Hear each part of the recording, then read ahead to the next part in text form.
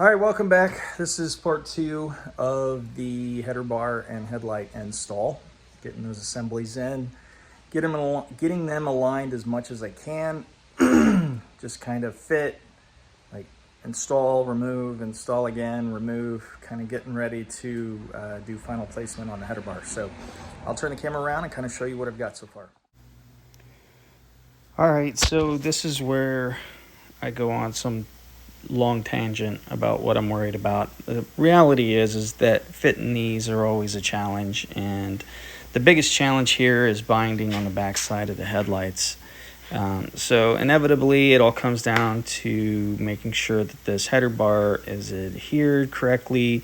It will inevitably shore up that upper area of fiberglass above the headlights, and then the openings will have to be bodied to make sure that there's no binding and that there's plenty of clearance, for these things to function day in, day out, and there's no damage to the opening throughout that process. So I figured it'd probably be easier for me to do a voiceover than listen to the very long dissertation of me being concerned and airing that out loud. So anyways, moving on. All right, a quick note on prep. I had read in a couple of forums concerns and issues with these larger rivets telegraphing through the bodywork and people being able to see all the different, just basically seeing the rivets through the paint job. I went ahead and took my little 3-inch pneumatic grinder and just took these down just so it's one less thing for me to worry about. So other than that, these things are wiped down. I prepped all that under here. We're gonna get adhesive on these and get them installed. All right, here it is. Make sure you got enough clamps and vice grips. Everything prepped. I ran out of adhesive probably right when I was supposed to. I have a tendency to just add out of the sake of paranoia. And I was gonna do the midsection, I didn't. I just did the perimeter. So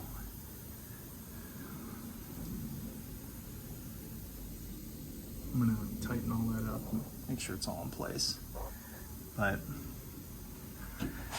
these areas will fold up on you, like they'll bubble up, and because it's pretty flimsy. So while you're doing the install, at least while I was doing the install, I wish I had 2 or 3 more just for the sake of making sure that, it's all pretty tight, but usually better safe than sorry.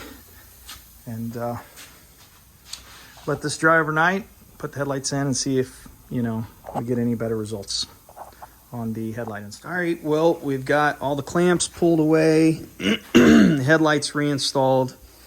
I went ahead and worked on some of the brackets for the bumpers and the center support and all that jazz, just to make sure everything, like nothing was in the way of anything that I installed. Anyways, everything seems to work out pretty good. There's definitely some work to be done here, but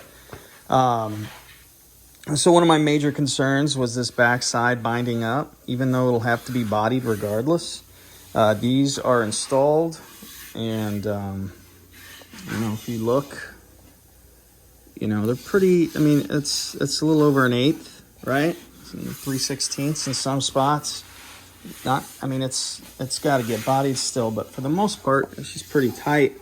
This will open up a little bit. I'll definitely open it up, even though I could probably come down a little bit. So there may still be some adjusting to be done, but here we go. This is all tight. This is all tight now, which is awesome, which is what it was supposed to do. Go through and clean that up when I start doing body work.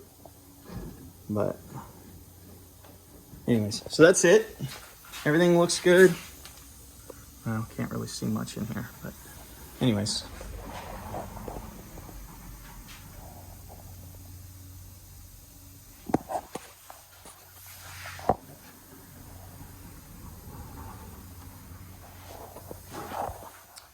All right, folks, that's it for the header bar install.